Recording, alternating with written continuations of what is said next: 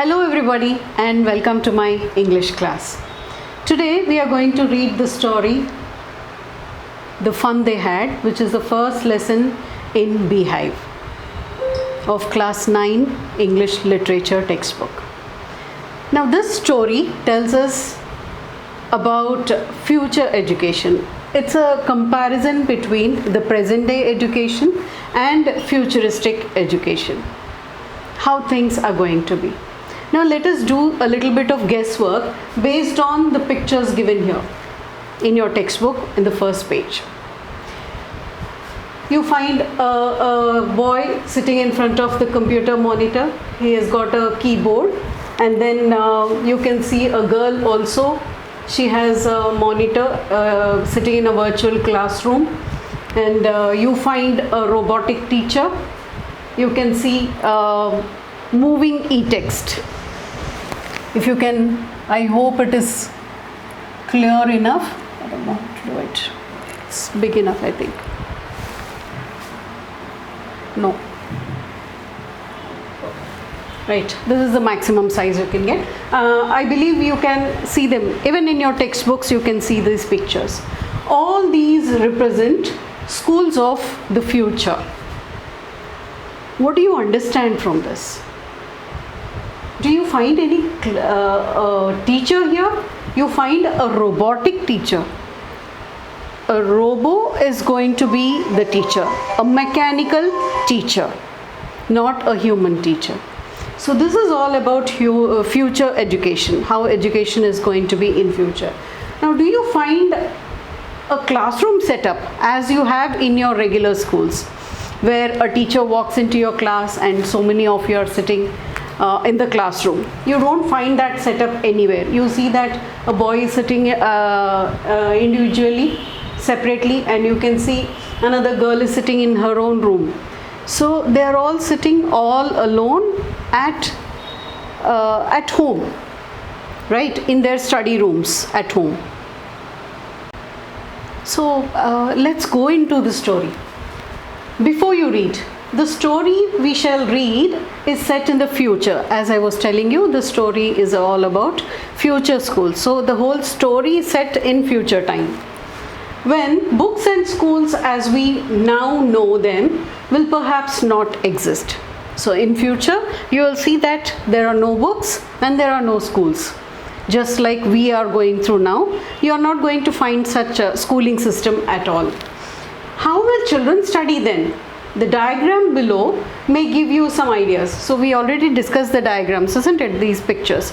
So these pictures give us an idea about how schools are going to be in future. In pairs, discuss 3 things that you like best about your school and 3 things about your school that you would like to change. Write them down. This is an activity for you. You're supposed to do this activity. Have you ever read words on a television or computer screen? Well, whether or not you have a computer screen, you might be having your mobile, you might be watching news on the television where you see the sentences, words scrolling. You know, news headlines, they keep scrolling underneath the screen, isn't it? In 1 line, 2 lines, 3 lines, you see them scrolling across the screen. So have you ever read such scrolling content? Can you imagine a time when all books will be on computers and there will be no books printed on paper? Would you like such books better? Now what do you prefer? Do you prefer your textbook? The one you can feel, you can turn the pages, you can underline, you can write down the notes in the margin. Sometimes you even doodle in the textbook. You do so many things, right? Do you prefer these books, or do you prefer a television screen or a computer monitor where all the education takes place? Well, I would like to take you back to the year 2020, Corona time. Most of you must have gone through this, right? You might have had virtual classes. You were not allowed to step out of your homes. You were sitting at home trying to understand, read what was being written on the boards on your small mobile screens, right? Or tabs or computer screens. It was a difficult time, right? Where the teachers were teaching from somewhere and you were sitting at home, safe and secure, and you were trying to learn whatever was being taught by your teachers. So you have all experienced something like that. Would you rather prefer that type of education, or are you enjoying going to school and having fun with friends and having an actual teacher stand in front of you and teach and clarify your doubts? What is your preference? What would you prefer? Let us go through the story. We'll get into the story. First paragraph. Margie even wrote about it that night in her diary. On the page headed 17 May 2157. 17th May 2157. You can see the date. Which year is that? 2157. That is more than 100 years ahead of us. To be precise, around 120 years ahead of us. 122 years ahead of us. So this story is set in that year, in the year 2157. So Margie made an entry, a diary entry. On which page? On which date? 17th May 2157. She made an entry. Usually what do you write in your diary? Whatever happens, whatever special things happen during the day, you make an entry of such things in your diary, isn't it? So something special happened there, and so she made an entry of this special thing in her diary. What happened? She wrote, "Today Tommy found a real book." Today Tommy found a real book. That was a strange thing, unusual thing for her, which didn't happen on a day-to-day basis. That is why what did she do? She made an entry in her diary that Tommy found a real book. What do you mean by a real book? The books we come across, we use every day. Those are real books. Okay, why is it strange for Margie? Because she belongs to this type of school where there is no real book at all. It was all a computer screen and a robotic teacher. Got it? So she finds a real book to be something unusual and strange. That is why she makes an entry in her diary. It was a very old book, obviously 120. Margie's grandfather once said that when he was a little boy, his grandfather, so you can see this book was very old. Why? Because it belonged some 120 years ago. That is why it was a very old book. You know, just after 10 years, if you find an old book, you will see it is very, forget about the dust. It turns yellow, brown in color. The pages are very delicate, isn't it? They crumple easily, they tear easily, they powder easily, isn't it? So you can imagine a book that was around 100 years old. It was a very old book. Margie's grandfather once said that when he was a little boy, his grandfather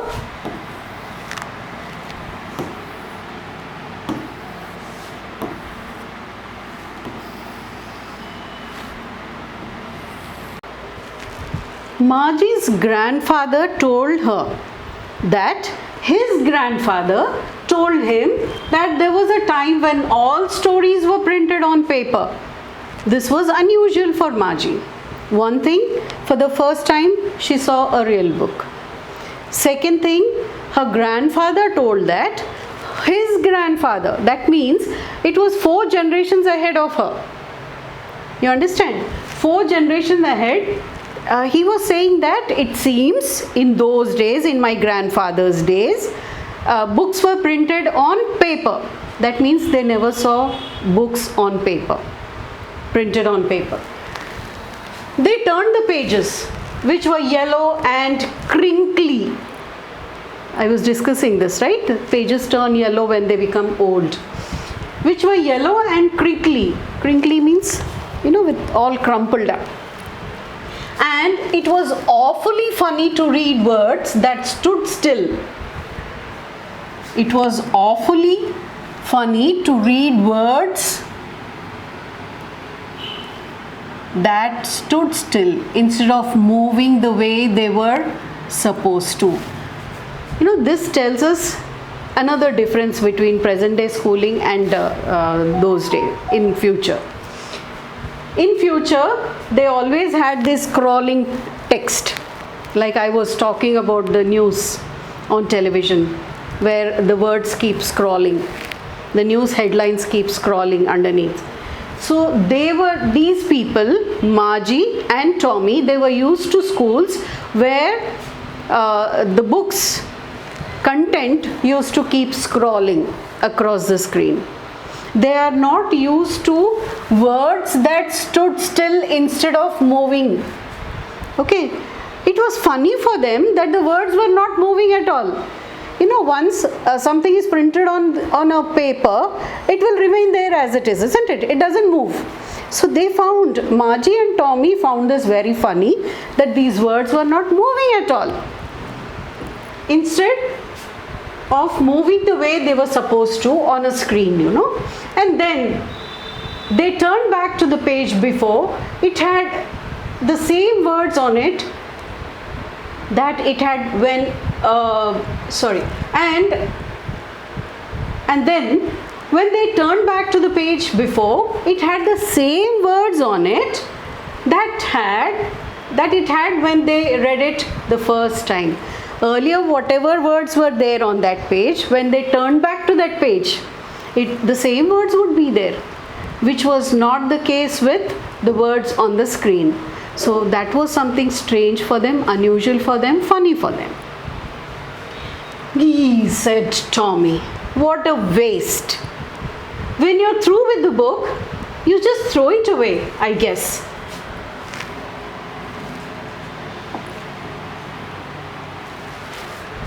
So he feels that once we read a book, when you're through, you are through. Through means when you have completed. I'm through with my lunch. That means I have completed my lunch. My stomach is full. I'm through with this book. That means I already read this book. You understand?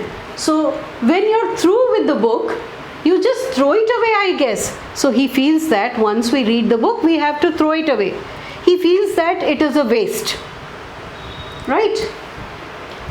Our television screen must have had 1 million books on it, and it's good for plenty more. I wouldn't throw it away. He's comparing these books, the real books, to his telebook, the book on his television. He says that his television book contains lots of books in it, 1 million books on it, and it's good for plenty more.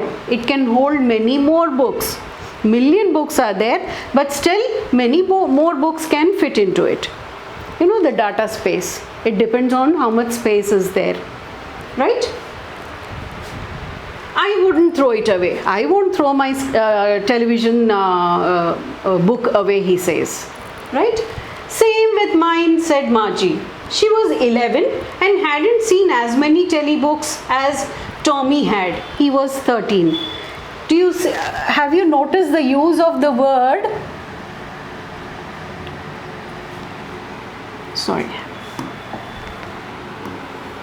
Telebooks.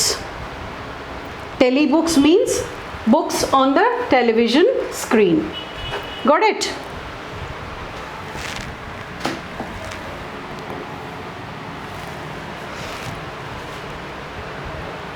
So she says, though I did not read as many books as you, even mine has lot of space, she says. Even my telebook has lot of space, she says. Telebook means books on television screen or on a monitor screen. She said, where did you find it? It here, what does it refer to?